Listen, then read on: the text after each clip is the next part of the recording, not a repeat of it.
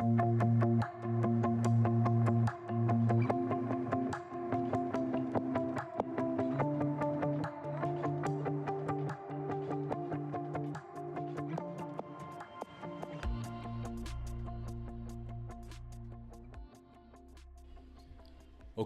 Marco Nones, finally we meet in person for your Freedive Cafe interview. Really nice to be down here in Sharm with you. Ciao Danny, thank you so much for your invitation. I really appreciate it. Yes, you're welcome. So where are we exactly, if you could explain to the listeners where you're based? At the moment, we are here at the Only One Apnea Centre here in Sharm El-Sheikh. Our center, since a few years, is located inside Reef Oasis Blue Bay Hotel. It's a beautiful hotel directly in front of a beautiful, amazing dive spot called Far Garden, where we have our platform ready to host deep training, courses, workshop, and everything we do. And you've been in Sharm for almost 25 years, I think. Yeah. And maybe you could explain a little bit the history of establishing a freediving center and a deep training spot in Sharm. Because sure. you started with Freediving World, right? Not exactly, because originally I came in Sharm El-Sheikh in early 2000. It was early 2000 exactly, as a scuba diver instructor. Because on that time I was a professional scuba divers, and during winter time I start to move to the Red Sea because I'm Italian, and in Italy during winter time it's pretty much cold. So that I start to move during winter time in Egypt to do the winter season as a scuba instructor. After a couple of years I decided to stop in Sharm El-Sheikh and to stay in Sharm all year round. I did my career in scuba business. I started with instructor, I became trainer, I became responsible for a few diving centers around, and then I ended my career in scuba diving doing freelancing. On that time, during the time in which I was doing freelancing for many different scuba diving centers, I discovered somehow the beauty of diving without the tank. During my day off, I was going to the reef to do some deep snorkeling and stuff like that. So that during my freelancing time I discovered kind of free diving. It was 2006, if I'm not wrong. And suddenly I was shocked by the beauty of free diving, let's call it, in a Red Sea, in a tropical sea.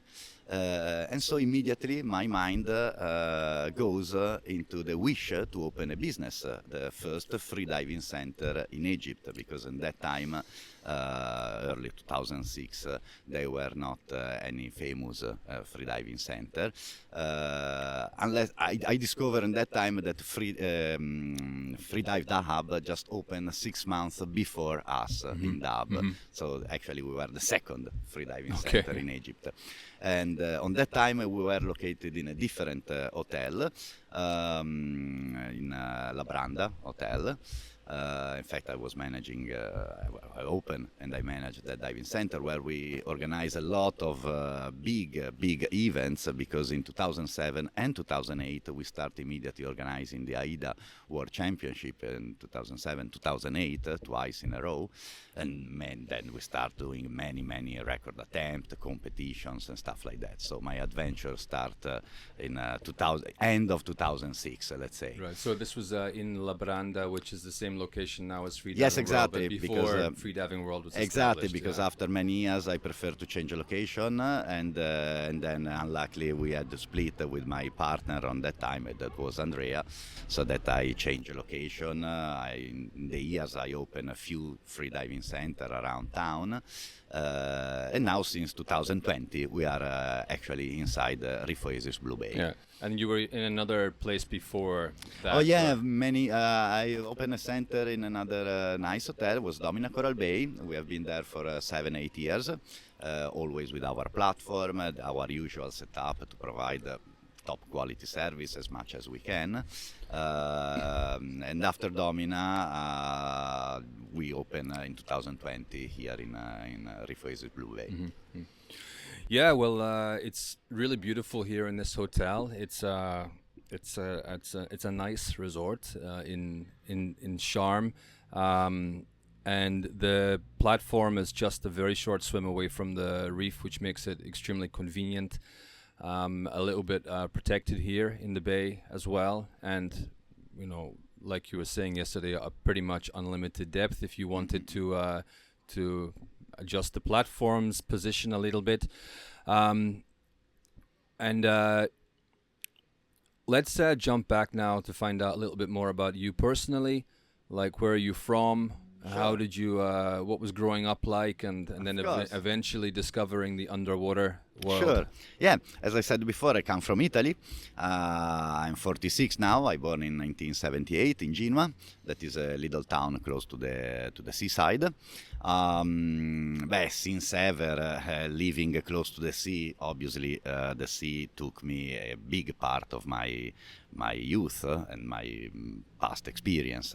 The really first contact with underwater activities, let's say, I was 8 years old, and I did my first little introduction to scuba diving when I was 8. Then during holidays in summer I started spearfishing. The first time ever I've been spearfishing with a friend, I was 10, and I remember very well the day because it was my 10th birthday, so it was the 6th June 88. First time spearfishing. Then for a few years I kept doing spearfishing. When I had time, I was very, very young. You can imagine 12, 14, 16. After a while I stopped spearfishing. You discover the girls, you discover discotheque and stuff like that. So that Saturday and Sunday you need to recover more than going spearfishing in the morning. That's why. And then I start to join the scuba business because I took a few scuba license as a student. But on that time, my love for the sea and working in the sea was growing so much that I think when I was advanced, I start to wonder how it would be to become instructor. So I start to follow courses to reach the instructor level and then start working around the globe as a scuba instructor. All right, so you moved into the scuba industry, and when you originally came to Dahab as well, you were still mainly in the scuba? No, because I stopped completely. Unluckily, one of the very bad things, in my opinion, is that you cannot absolutely combine scuba diving and free diving. It would be amazing if I could keep going scuba diving and free diving professionally. I mean, simultaneously in every day. But as you know, in scuba diving, nitrogen bubbles and this and that, so that there was a turning moment in which I had to decide if I keep going scuba diving or if I quit completely and move into free diving. So that was the moment in which I opened the center. From end of 2006, I stopped scuba diving completely, and I just did free diving all the time. Then sometimes I still scuba dive, sometimes if I have to do some deep job or maintenance, not much for fun, to be honest. Right. If I want to have fun, I just go free diving or I go spearfishing where is allowed. I love spearfishing. And did you go through a period where you were also interested in deep diving, in competition? Well, actually, yes, because the beginning of my professional approach on freediving was totally made on competitive freediving. Imagine that my really, really first experience ever had in freediving while I was as a student still joining the first level course that I did. The first ever time with the freedivers was to do assistance as a safety freediver for William Turbridge in 2006. Autumn 2006, he was on that time attempting the world record in CNF, obviously, 82 meters. It was a world record. I just want to interrupt you to shout out congratulations to Katarina Sadurska, who just achieved 82 meters in no fins. Nice, big congratulations. Girls world record that she smashed out in the last 24 hours. So congratulations. Yeah, huge Great. numbers. Well done, girls. Well done. Yeah, on that time it was a world record for men's, almost 15 years ago. So amazing. And so the first time ever, I remember it was the night before. My instructor on that time called me. Telling me, listen, we have a problem because our official safety freediver is sick, is stuck in the sinus, wherever, so I need a safety freediver. And I remember my voice was said, okay, but what can I do? I mean, I don't even have a license on that moment because I was going to take my license. Say, no problem, you're good enough. You'll be my buddy as in the safety team and they will explain you everything. So the first time ever I saw a deep diving, it was a blackout, obviously. So we pick him up. It was pretty much shallow, around 10 meters, but my first contact with competitive freediving was a nice first row blackout scenes. And then on that time, the competitive freediving was very important. We organized twice the World Championship. There were big names on that time coming to our center. Martin Zayak was one of the names. Natalia Molchanova, of course. Bill Stromberg on that time was AIDA president and was very often in our center to follow records, world record attempts and stuff like that. I became AIDA judge, of course, on that time because our main job, 80% of the income was coming from competitive freediving, deep training, competition, record attempt organization, national or world record.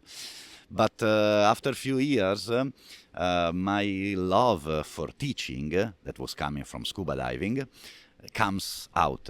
So I like competitive freediving. I like coaching. I love my athlete. I coach them with nice results.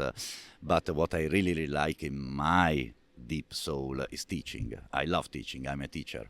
That's why I like to do workshop, instructor course, coaching and overall stage with my students. This is what I like the most. So slowly I slow down the competitive side and I start to focus more in pure teaching, developing my own stage, my own workshop, my program. So after a while, I got in contact with Giuseppe Minopoli, who is the owner of PSS, that is an Italian didactics for scuba diving and free diving. And we really like each other on that time. He did a couple of workshops with me. And then suddenly he came up with the idea to write for them the freediving manual for all level of their didactics, because their didactics was a bit old, let's say, and so they need a refresh on the material. So that I spend the next 6 months to renew all the material, organizing all manuals, exercises, standard and stuff like that. And I'm very proud of that, to be honest, because it was one of the first prize I got due to my experience. So I'm very happy about that. In fact, I became a trainer for PSS, and now, of course, I do courses. More specifically, I mainly do instructor course. Yeah, so over the last 10 years or so, you have developed a reputation for working closely with athletes close to and at the top level and helping them to move to the next level in their own performance. Talk a little bit about what you do there. Sure. Yes, everything starts, as we said, around 2006, 2007. During big events, competitive events, we get in contact with a lot of athletes, obviously. In the first Worlds, we had 110, 120 athletes, something like that. In the second, 150, because it was the Team World Championship. So we got in contact with a lot of athletes. And on that time, there were not many places where to train depth in safe conditions and in a proper environment, so that after the words, many people start to come to our center to do training. In that moment, me and Andrea together, we were coaching them. And we got a lot of experience, of course, at the beginning. We didn't start with the top athlete, obviously, because we need to learn how to coach, where problems, how to solve them, and so on. But in the years, I developed my own training system due to the fact that I'm not an athlete, I never be an athlete, and I will never be an athlete in freediving. But I'm a pretty good active sport guy. I practiced in my past a lot of different sports and a very good level, and professionally or not, but very good level, all of them. And so I discover certain common points between training different sports. Sports may be very different. Someone plays with the legs, someone else with the arms or whatsoever. But the training system itself, it's always the same. So once I understood that, I started to apply a normal training system coming from different sports to our sport, our specific problem, our specific environment, and so on. And together with my passion on teaching at high level, I remember I bought a couple of books from university because I needed more information about biomechanics, about physiology, and so I just bought some books and I studied. I never been to university, but I read the same and I studied most of the same material. I read a lot about psychology. Because our sport involve a strong part of psychology. And then in the years, slowly, I start to mix them up together in a complete, full, smooth training system. Working with the top athlete, it comes with the years, of course, years and years. Working with top athlete is really matching my way of teaching, because it's not very commercial, I know, but I really like the one-to-one session, let's say. I strongly believe that to train people on a top level, you must be completely dedicated to their needs. I don't want to say 24 hours a day, but almost. So it's not the training in the water that is the tip of the mountain or the tip of the iceberg, whatever. There is all the base. When my athletes are abroad to do competition and I'm not with them, we are in a daily contact to solve little issues, to find solution, to avoid shades, psychological shades. You know, people are during competition, they are pretty much stressed, and a typical athlete start taking a wrong decision due to the pressure and this and that. So my job mainly is to help them to organize their mind in the proper way, teaching proper technique, of course, during the training moment. But once we are under competition, I am more a guide, suggesting certain things. I don't do online coaching, as many people start doing now, because I completely don't trust the online coaching. I'm sorry to say that. Maybe I'm not good enough to do it, possible. But I do, but only with athletes that stays with me few years before, so we really know each other very much, and then only in that moment I can do a kind of online coaching, because coaching must be done in person. There are micro details, not only about what people say. Sometimes it's more important what the athlete doesn't say, considering what he says. So I must be there looking how they move, how they wake up in the morning, how they are in the afternoon, to be a good coach. This is my point. You've been in the business for quite a long time now. What have been the biggest changes that you've seen in the sport, in the approach to training? What are positive developments and maybe some negative developments as well? Good question. Very good question. Remember, I come from a very old time, considering the freediving age. The golden age of freediving. Yes, somehow, yes. In fact, as I said, the big names, I was in direct contact with big names, Herbert, Natalia, Bill, whatever, Martin Zayak on that time was going very well. Coming from the golden age, I remember times in which we were organizing competition, maybe 20 people, small competition, 20 athletes, and more than 50% of them, they were blacking out. But really, more than 50%. Right. I remember one competition before the Worlds. It was 18 person. 18 and 10 of them or 11 we picked them up, so only yeah, that was a crazy time. There was much less knowledge about some physiological aspect. There was much less care about potential damage and big problems. We were a little unaware of certain things. And I have to say that in the last decades I've seen less and less of that things. Of course, blackout is not a problem in competition, but I have noticed that the percentage of blacking out are less and less and less. I hope is because with more knowledge and more awareness, people start to play a little safer, and this is the positive things.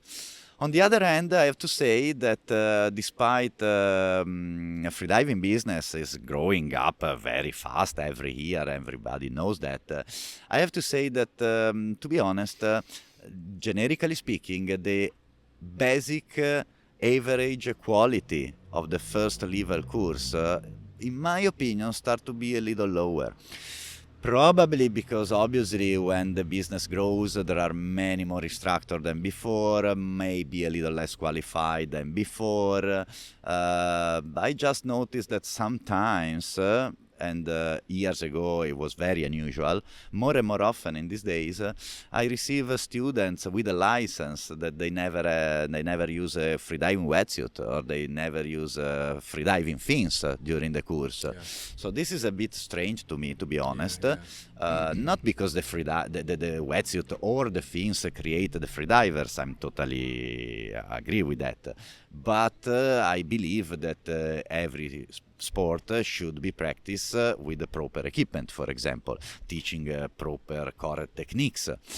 And in the last years I have seen less and less of good quality in the beginning of the process, overall. Yeah. Then in the next courses everything starts to get back in shape, let's say. Yeah. But as pure beginners, I think the quality of the basic course are getting a little lower somehow.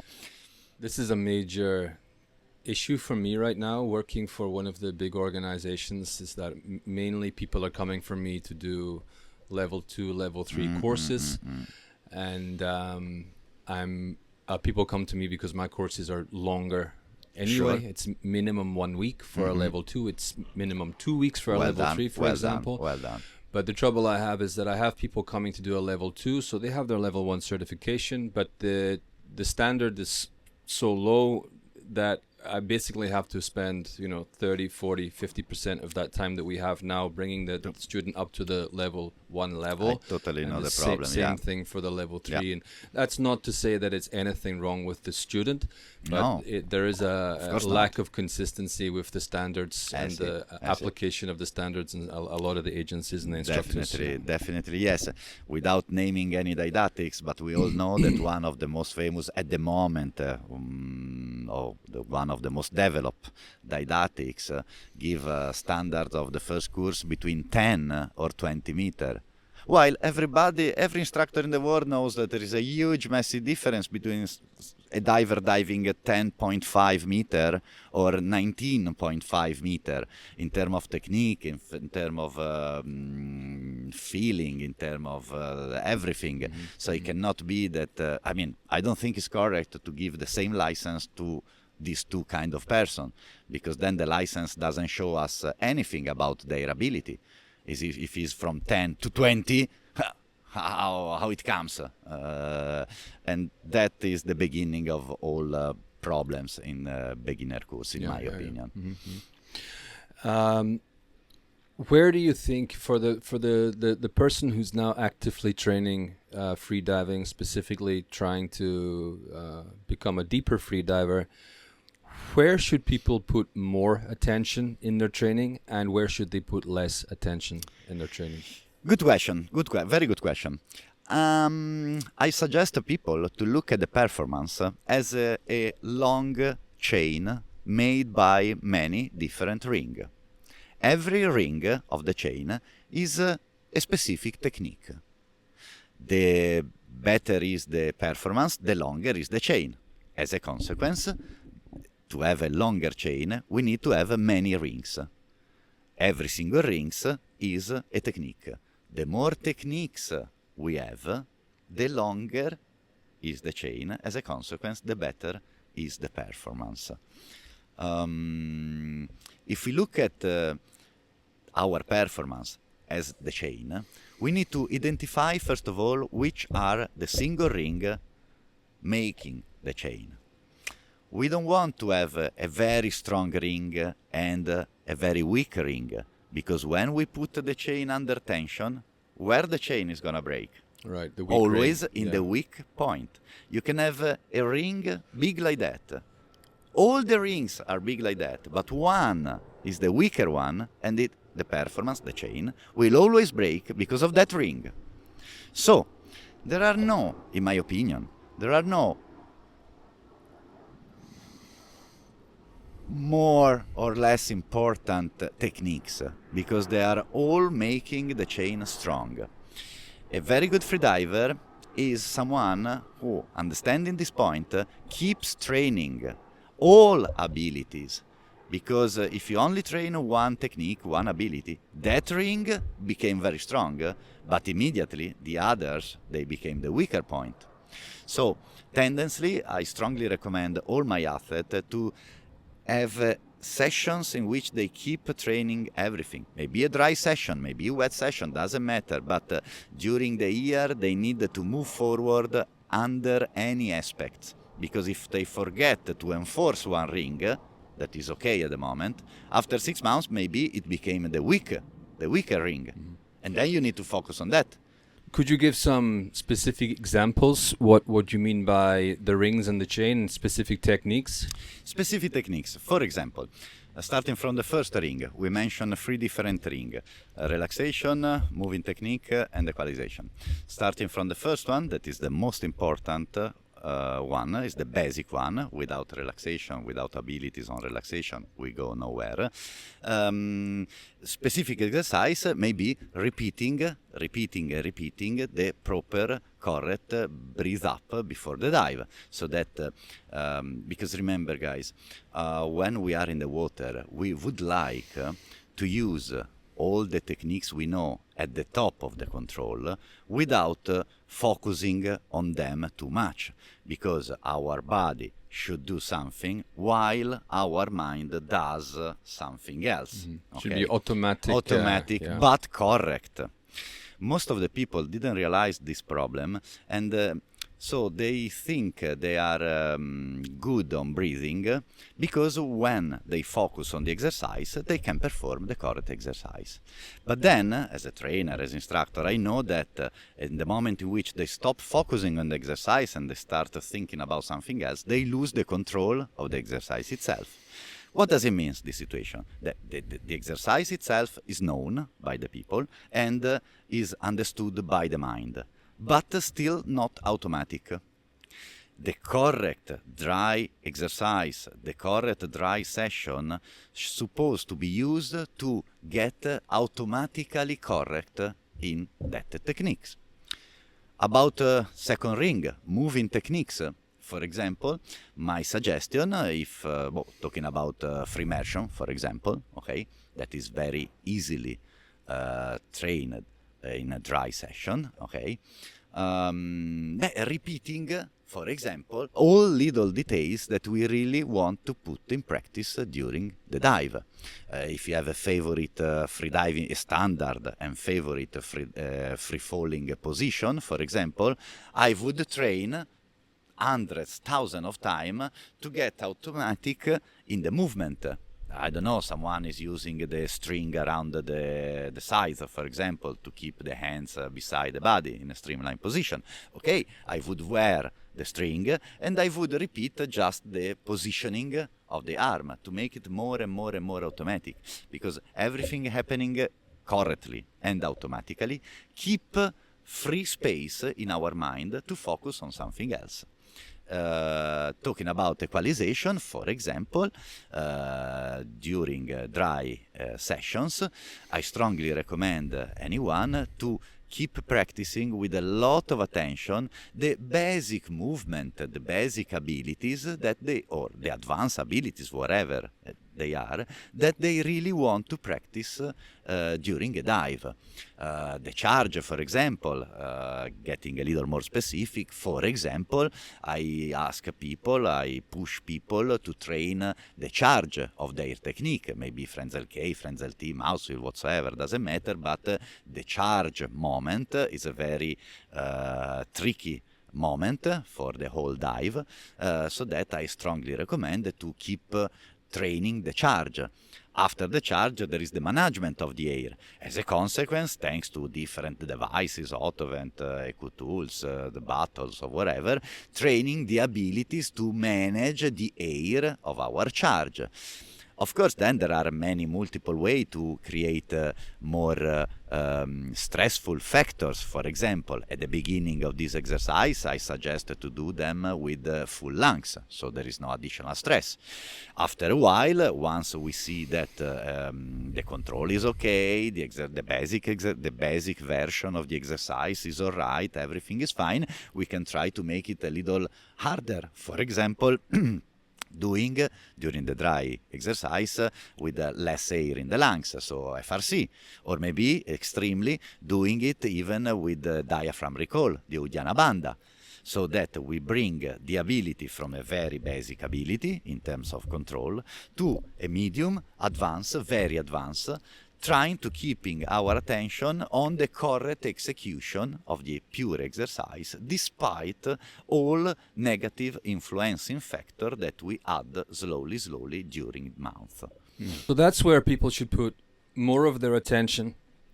Are there any areas where people should put less attention that you see people focusing on that might be holding them back or slowing them down in the training? Yes. Of course, this is a completely different point of view, so I'm sure that not everybody would agree on my point. It's okay. It's part of the job. It's part of life. Oh, yes, sure. As I mentioned before, my teaching system, my training system, or whatever you want to call it, it's based totally on developing better control, better technique, fine tunings of techniques. So it's all about techniques. I don't teach performance. I teach and I coach techniques. Performance is just the consequence of how strong, how nicely we control certain techniques. Many people, that's fine, but many people still thinking they need to train the depth, so the performance. But this doesn't exist in any sport. If you consider any sport, any kind of sport in the world, even motorsports, any kind of sport, nobody trains the performance. Everybody trains the different techniques required to perform better. Nobody train to shoot the tennis ball faster. They train to move better their body in order to shoot the tennis ball faster. The consequence is the performance. The source of the performance is the technique. So that if today I did 80 meter in a nice shape condition, doesn't mean that tomorrow I can do 82. Or doesn't mean that I have to do 82 to be progressing. Because, for example, I can even work on the quality of my dive. I keep the depth, the performance fixed, and I just repeat to become better in the quality. Quality of the dive may be related to the dive time, maybe not. May be related to the feeling after the dive, maybe not. Another quality can be the air left for future equalization on the bottom of our dive. If I do 80 meter without any more air for equalization, it's okay. But if I do 80 meter, saving a little air for next equalization, is a better dive. The performance is the same, but quality-wise is much better. If I do 80 meter with a 3-minute dive time, it's okay. But if I can do it as nicely and smartly in 250, it's going to be better. Same performance, different, better quality in the dive. Yeah, so maybe so you're saying a lot of people maybe just continue, and of course I live in Dahab, so I see this every day, you know. Easy game for you. Every day go out, dive as deep as you can. Exactly. Often fail the dive because you don't feel comfortable, you turn early, you can't equalize, you feel tired, you're in a bad mood. And then you'll come back the next day, you'll try to repeat the same dive. If you do the dive, then the next day you add 2 meters. Of course. And it's this endless kind of quite a stressful cycle for someone who's an aspiring athlete. It's not the best or kindest way to treat yourself also. Sì, right? Bravissimo. Exactly. This is exactly my point. But remember that, to be honest again, this is science. It's not my point. If you consider even a top athlete in box, whatever, I know nothing about box, okay? But I'm sure that when they train in the gym, the spare partner is someone lower in ability than the athlete, because the athlete needs to train. When a soccer team during the summer break, they keep training, they do some, they call it friendly game. They don't play against another very big team. They play with a very small team because they need to train. Remember that. Yeah. Performance and training doesn't work. The biggest tennis champion, after winning Wimbledon or wherever they win, after a couple of days resting, they step back, they go in their normal camp, and they start again shooting 500 balls, 500 in the back, 500 in the front. So the basics, always keep in the basic. Look at the pros in any other sports, which kind of training they do, how many times they go for a max, if it's possible to go for a max in their sport. They go for a max 10% of the time, maybe less. Yeah, I think a good comparison is like rock climbing, because at the high level it's so physically demanding that you cannot be expected to do one of these extremely hard problems or hard routes every day or even 3 or 4 times a week, you know. Doesn't work. You have to spend a lot of time training on the fingerboard, training on the gym, specific moves and techniques, and so exactly what you're saying. So if people can, they should spend more time drilling techniques, repetition, and that will feed into their deep diving. Then, of course, I perfectly understand their approach, because if you're not extremely inside the community, if you are not extremely focused on freediving career or record or whatever, you want to have fun. And you want to go deeper. If you only have a 2-week holiday, exactly. But this is real life, and then there is the theory behind. I have the chance. I'm having the chance to train top athlete, people that who lives thanks to freediving, so they are totally focused on that.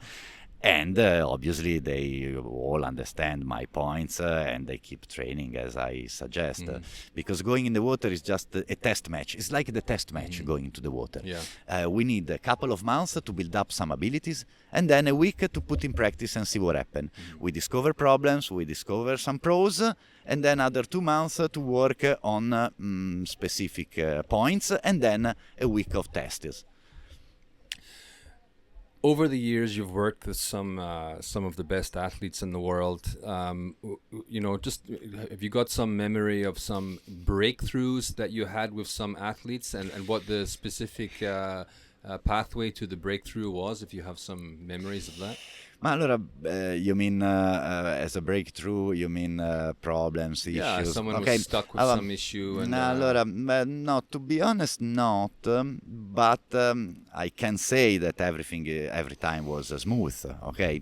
Because when you coach someone, overall at the beginning of coaching, while I'm still trying to discover their brain, when I meet someone, I just meet a person. I still need to discover their brain. It's a completely different story.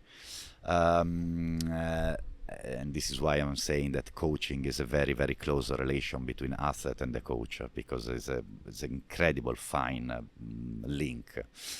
At the beginning of this process, when I'm still don't know very well someone else's brain, I may do mistakes, of course, but the discovering time for each other is very interesting to me, because there are moments in which I ask something strange to see reactions, to see how much stress my new athlete can tolerate, and in different field, which kind of stress he can tolerate, which one he cannot.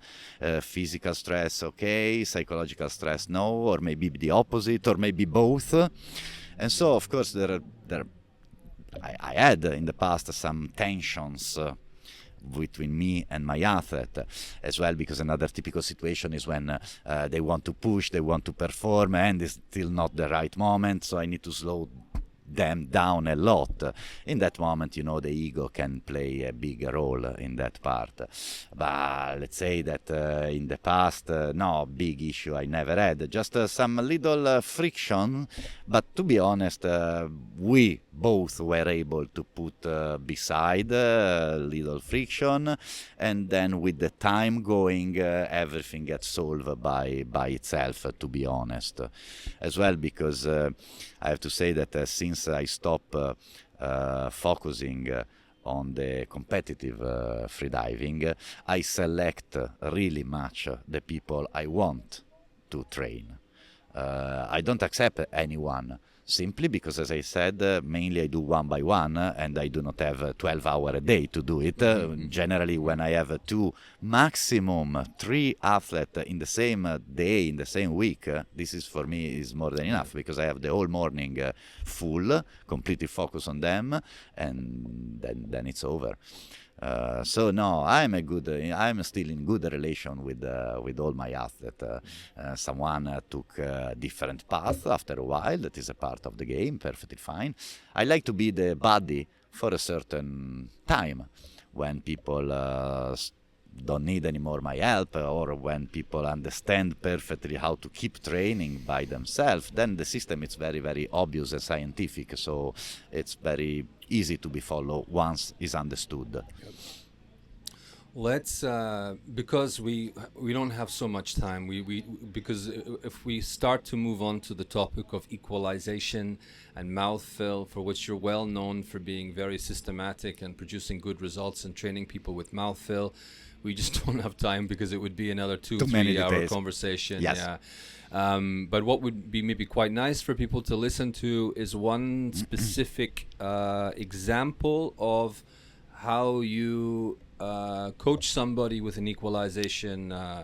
Well, I'm not going to say problem, because it wasn't in my mind a problem, but we can use my own example from yesterday. For sure. I think it would be quite nice for people to hear, because obviously I've been doing this for quite a long time. I'm not a complete idiot when it comes to freediving Not training. at all. The point that you brought up to me was very interesting, because I had not thought of it yet. And that point was that, so I'm diving on a good day, 80 meters comfortably, free immersion. In competition, I had some hypoxic episode that I thought, okay, now it's time for me to switch my attention to thinking about how I can improve my hypoxic tolerance. And you asked me about my mouthfill, about how my mouthfill was going, and I told you first. You asked me about my performance doing a mouthfill from the surface, and yes. I said that I've definitely done 25 meters. Very good. Taking a mouthfill in the air. Yes. Possibly more than I'm sure I've done 30 one day. Maybe I'm just fantasizing. It's possible. But and and that, but on an 80-meter dive, I'm coming very close to the end of my air, which shouldn't make any sense. Perhaps you should explain why that doesn't make any sense, and why it's something that I need to work on, and how I'm going to work on it. Sure.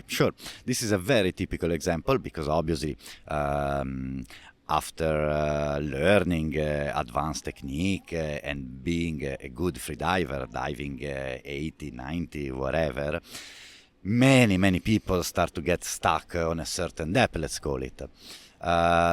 So it's a very well-known problem by me. I have few people coming very often asking me some advice to solve this kind of issues. What we were talking about yesterday and what I show you, my system, since it's based on pure techniques, for example, the same as with you, I start asking the depth of the charge. Because to analyze the ability, the pure ability in the equalization of a freediver, I need to know the real depth of the charge. And I was telling you that I was charging probably up to 30 meters. Exactly. And I've tested that I can charge at 35, so... Very deep. Yeah, quite deep. See, very deep, because we are on the edge of the residual volume, so that... so you were diving 80, finishing almost the air for the equalization, charging at 30 meter, let's say, to simplify. Okay, I know that charging at 30 and ending up the air for the equalization at 80 meter provide a delta, what I call delta, that is very easy to calculate. We need to... Others might know it as mouthfill factor. I think it's the newer term. Delta is the traditional term. Yes, right? okay, the Mouthfill factor. Okay, then I upgrade myself. So, no. I think you should stick with that. I try. No, it's okay. Sounds cooler. Okay. So the Mouthfill factor, we need to understand our Mouthfill factor or delta. We need to use the pressure. So in 80 meter we have 9 bar of pressure. At 30 meter we have 4 bar of pressure, so we charge at 4 bar. We end the air at 9 bar. We need to do 9 divided 4, that should be 2 point something. In this dive, you perform a 2 point something Mouthfill factor. Yeah, it's 2.25. Ecco, 2.25. Okay. Good, this is a matter of fact, because this is what you did. Perfetto. But as my knowledge, 2.2 whatever is a very low as a Mouthfill factor. Yeah. In fact, once I ask you if you were able to do the Mouthfill at the surface and where you ended, which depth you ended the dive, to simplify, you told me 25, let's say. At 25 meter, we have a 3.5 bar. So charging the Mouthfill at the surface we have 1 bar. If we do 3.5 bar, the arrival point, divided the pressure at the beginning of the charge, that is 1, is made 3.5 times the pressure. Times the pressure, sorry, so that we have in this dive your Mouthfill factor is 3.5. That means that your ability from 0 is 3.5. Your ability charging at 30 reduce to 2.2. Right. You lost 1 point something around. Okay?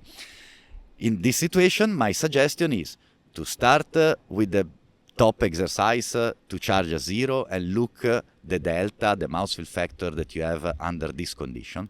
Then, next step is to charge at 5 meter and checking where you can bring it. Because if you can keep your Mouthfill factor of 3.5, 1.5 by 3.5 should be 5.25. 5.25, that means 5 bar, 42 meter. 42, yeah. So from 5 meter, you should end at 42 meter. If the test goes right, then we start to charge at 10 meter.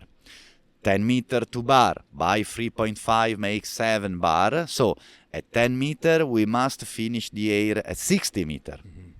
And so on. 15 meter, 20, because there is a moment in which you will face a charge and a Mouthfill factor reduce. In that moment, that is the dive that you really need to analyze correctly, repeating to standardize the Mouthfill factor. And after standardizing in that dive the Mouthfill factor, you step forward again. Yeah, so, okay, so we can see that I have a mouthfill factor 3.5 from the surface. Yes. That takes me to 25 meters. Yes. So I can do 25-meter dive, mouthfill, good. Okay, now let's go to 5 meters, charge. If we can go to 42, then we have no problem. We are confirming the performance of the mouthfill from the surface. Yes. And then from 10 meters, we should be able to reach 60. If Yes. that's a good dive, then we are confirming that we are still performing in the same way. Sure. And if we charge at 15 and we cannot reach whatever depth it is that we are supposed to reach, then we see that somewhere in this dive, in this range, in this time, under this pressure, there we are somehow losing air. Yes, yes. Careful, guys, to the influencing factors, because talking about equalization is a bit, I mean, talking about only equalization is a little bit, is not so correct always, because there are some influencing factors that influence negatively our equalization.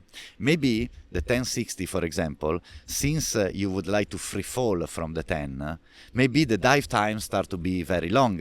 And then maybe we fuck up the exercise, the equalization exercise, because of the CO2, because of the dive time. Okay, maybe in the 15 meter this is very common, because you're supposed to dive at least 80, 85. So the dive times start to be... So there are influencing factors that reflect they may reflect into the equalization, even if are not strictly related to the equalization, because every kind of stress, physiological, psychological, physical, external, or internal, whatever, any kind of stress will influence immediately our equalization. Most of the people thinking, around 70 meters I have problem in equalizing. That's not true, because how you get there? If you have problem equalizing, you have problems, we don't know where yet, influencing your equalization once you are at 70 meters. This is the correct way to put under our attention the problem. Yeah, and this is what I'm going to do now, is to go back and have 1 day or even 2 days in the week out of my 3 days diving. Yes, yes. Where I very systematically go through these dives. Yeah. And try to identify what exactly is happening, because it doesn't make any sense. I now realize, although these 80-meter dives I've done quite a few of them now, they're quite comfortable. It doesn't make any sense to put myself through the deepest performance to try to find where the missing component is. Yeah. Exactly like this, because remember, when you dive 80, obviously you have one dive per day. Yeah. This is how it is. We cannot do repetitive diving that depth. It's absolutely incredible, stressful, and doesn't work. So it cannot be in one dive. In a performance dive, we must be focused, let's say, on the result of our techniques. But one attempt per day is not enough. If you train much shallower, let's say 25, 40, imagine how many dives you can do in 1 hour without much stress. And whenever you dive without much stress, your attention level rise up, and you are faster and much better on spotting the little mistakes or little details that helps in the future to boost your performance. I wanted to ask you something else on a technical note, and again, I mean, maybe we can have another conversation at some point in time to really drill down into like all of the technique stuff. A few years ago, we did record some very interesting material on the Mouthfill. It was highly technical, and I put that together in an episode with that Andrea contributed to, and a whole bunch of other people. I need to fish that out and maybe tidy it up a little bit. Maybe I can put that back out, but also, again, we can maybe talk about, of course, I'm sure people want to hear about more technique things. But I want to just, before we start to wind down, cover a couple of specific topics. The first one would be on your thoughts on using O2 after deep dives to minimize the risk of DCS or improve recovery. What is your thinking on that strategy? Okay, it makes perfect sense in the meaning of, as we know, during deep diving, as scuba divers, somehow we get a little bit of nitrogen, and there's not much we can do against that. What we can do is to play safe and try to play at our best all the cards we have. As you said, O2, oxygen breathing after deep diving can be mainly used for two reasons: to decrease the risk of decompression sickness, and to recover faster after the dive. Personally, in our center, we have a rule that breathing oxygen after dives below 100 meter is mandatory. So there are no rules. Right, so deeper than 100 meters. Deeper than 100. If you want to dive deeper than 100 in my center, after that you have to breathe 5 minutes oxygen. Immediately after the dive, you would do 5 minutes at 5 meters. Yes, okay. Always as a standard. Because coming from scuba diving business, I didn't mention, but I was even 3-mix instructor, technical instructor. So I played in my past a lot with gas and mixes and very complex dive, very long, extremely long and complex decompressions, calculations, stuff like that. So I used to say that I have a little more advanced knowledge than typical freedivers does on gas. We cannot talk about decompression computers or calculation, because in freediving doesn't make any sense. There are not enough data to come up with a standard. But my experience tells me that we never face any problem about decompression sickness and this and that in my center. Probably because always below 100 meter, everybody breathes oxygen. Yeah. Of course, the training schedule is important too, because then if you do 5 days in a row of diving deeper than 100, probably even if you breathe oxygen after each training, maybe after a few days, some problem happens. So the rest day is a very important day. The full overall, on a long-term training system, the day off, the rest days are extremely important to prevent problems. Yeah. And luckily, we can only prevent problems. Once the problem happens, we only need to react to it. Yeah, and it's good to hear, because I just spent 600 euros on a tank and regulator, and well done. For my own use, because from what I hear, there is a couple of schools here, and schools of thought, and there are some divers who kind of really would never use oxygen, and then some divers who always use oxygen. But I think, considering the increased prevalence of clear decompression sickness incidents happening among deep freediving athletes, as a precautionary measure, it makes a lot of sense, and you wonder how other people may have been helped if they were using this strategy. Imagine that, for example, in Italy, it's mandatory by law to have an oxygen tank, not only for scuba diving, that is very well known procedure to avoid to recover from problems, but even in a free diving boat, when we are in Italy, we are working in our free diving center in Italy, and by law we must have oxygen on board, oxygen on the buoy, oxygen wherever we do free diving.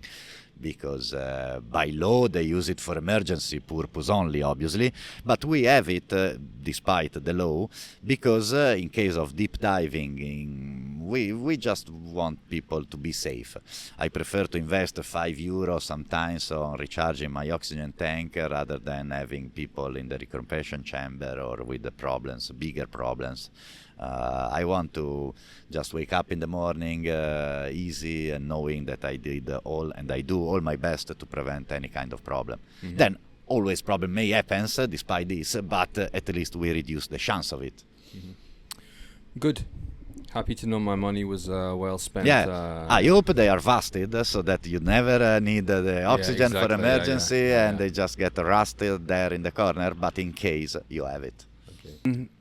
Yeah, so just winding down now, do you like the way I mean, I'm not sure how much you keep a track of competition scene and world championships and AIDA and CMAS, but do you like the way the sport is progressing? You know, do you there's some conflict between AIDA and CMAS and a lot of drama going on these days. It's not ideal, is it? Well, this is a very long story because since I jump into freediving community, it always has been a big fight between the two biggest federation, AIDA and CMAS. And finally, some years ago, they tried to join together some comps. But you know, despite that, I don't think it's a big problem having two federations in the same sport. Of course, it would be nice to have just one, but I don't think that is the biggest problem of competitive freediving, at least in this moment. No, what I would like to underline here, using your mic and the opportunity you give it to me, to be honest, is to point out something not very funny, not very nice, I know, but doping. Guys, we have to do something. I don't care if it's CMAS or if it's AIDA or if it's someone else. I really don't care. But sorry about the word, but all this shit about doping, and I perfectly knew that it would have come up sooner or later, but it's disgusting. It's really disgusting. As everybody, of course, I don't put myself hiding behind the finger, but since the Bahamas competition a couple of years ago, no, was it this summer? It was last year. Last year, yes, Yeah. exactly. Yeah. William Turbridge, in my opinion, did an amazing things. And I totally support him, and I'm totally with him, because as all the community knows, they found different doping shit in someone bags, and I would have banned them. I don't want to say for a lifetime, because okay, lifetime sentences are always a bit hard, but let's say 3, 4, 5 years. I think it's perfectly fair enough if you're trying to bend the rules, if you try to be illegal, because doping is illegal, that's it. For me, you can just change sport completely. I don't care who you are, I don't care the sponsor you have, I don't know how many world record you have, you just get out of the community. This is very bad, and the solution that AIDA come up with in that moment was absolutely ridiculous. So shame on that decision for AIDA, and shame for CMAS on their championship. They haven't done much as well. Yeah. CMAS on that is much more strict, because Yeah. since as a federation there is the CONI, and so the WADA officers, they move around, but still there are some shade that are not very, very clear. Yeah. I hope someone will find a solution, because it's a shame. Well, you know, this is a topic that I don't want to get into too much, because I want to enjoy the rest of my day without getting stressed out about that. Sorry to mention that, it's but something, it's something that we have to discuss if we want to have open discussions about these things.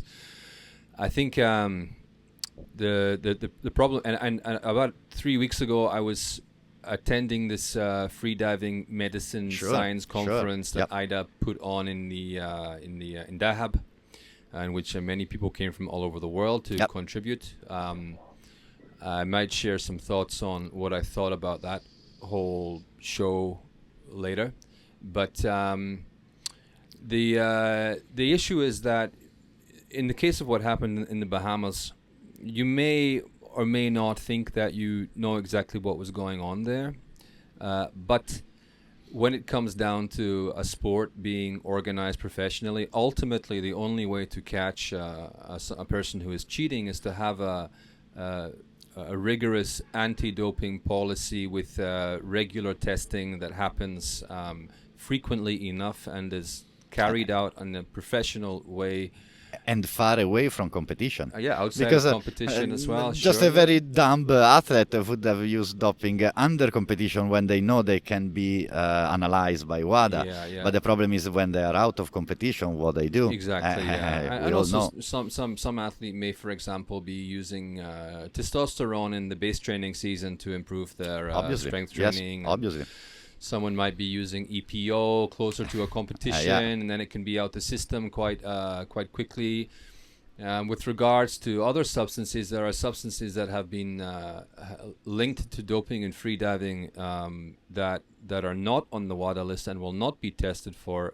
And AIDA is very adamant. AIDA's representatives in doping now are very adamant that these substances are not even helping anyone in freediving, which I know for a fact is not true. And you can talk all you want about how you did the science on it. You didn't. You don't really understand what you're talking about actually to get started to do any science.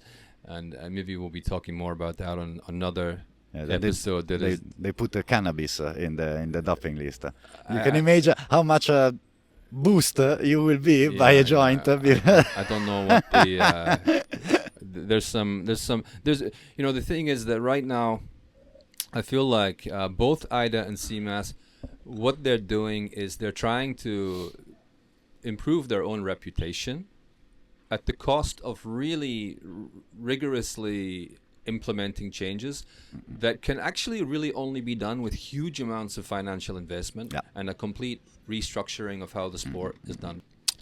But on a more cheerful note, I've got two more questions to ask you. But before we do that, I wanna do the desert island question. So this is like a fun little section that I throw in at the end. This is for the Patreon supporters. It's just for them, and just some fun questions that you can answer any way you want.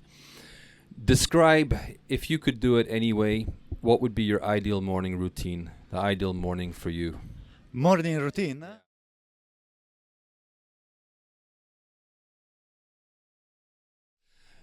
All right, thank you for answering the desert island questions. You were really fucking good at those, man. People really struggle with them, you know. They hesitate a lot, and even if I provide the questions in advance, they start getting nervous about it. So thanks. I'm a prepper, good job. That was good. Yeah. Certain questions for me are very easy. Nice. Okay. What is the future of Only One Apnea?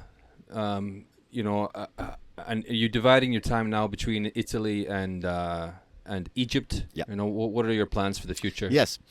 In the last years, more and more, I start to be, after 25 years abroad, I start to be a little more focused on the Italian market, let's say. This is why we opened the center in Tremiti Island. It's a beautiful national park, 1 hour away from mainland, so very comfort to get there. Amazing landscape, underwater, out of the water, and I love to stay there. To be honest, if I could, I would stay there all year round. It's an incredible little island. I love the small community. I feel comfort with that, and I love it. At the moment, we are growing as a company. In fact, from this year, I'm proud to say that we will be able to keep the center here in Sharm El-Sheikh open all year round, even if me and my wife, we will travel very often to Italy to do our workshop and activities. So that in the future, I hope we can make a little more solid the both reality, so Italy and Egypt, and maybe in the future we may be open something else if we find a good partner and the correct situation. Maybe in Caribbean, we have some contact in Bahamas already, in Grand Bahama, and so we will see. You know, as a businessman, I always be attracted by news and a new project. So I want to make solid reality now here in Egypt and Italy to be ready to open a new project somewhere else. Nice. Okay, last question. The one and only one question. If you could answer in a few words, why do you freedive? Why do I freedive?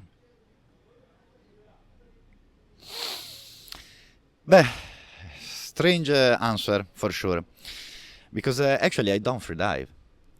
in reality, when I want to have fun, I go spearfishing. When I'm working, I'm freediving. To be very honest with all of you guys, in my holidays, generally I don't even touch the sea. I generally don't even go in a sea place. If I have to go in a sea place, for many reasons I go, generally you can find me on sunset time with the water level at the knees level, with a cocktail in my hand looking at the sunset. I don't do freediving on holiday. I don't do freediving apart from my job. I go spearfishing. So why I like freediving? It's because of the relaxation and the pleasure of it. Because when freediving is done properly, it's like sex. It gives you an amazing memory, an amazing feeling deep inside your soul. And this is, for me, it's all about. Perfect. Marco Nones, thank you so much for joining me in the Freedive Cafe. Thank you so much, Donny. I'll be Thank seeing you again soon. Inshallah. Nice. See you.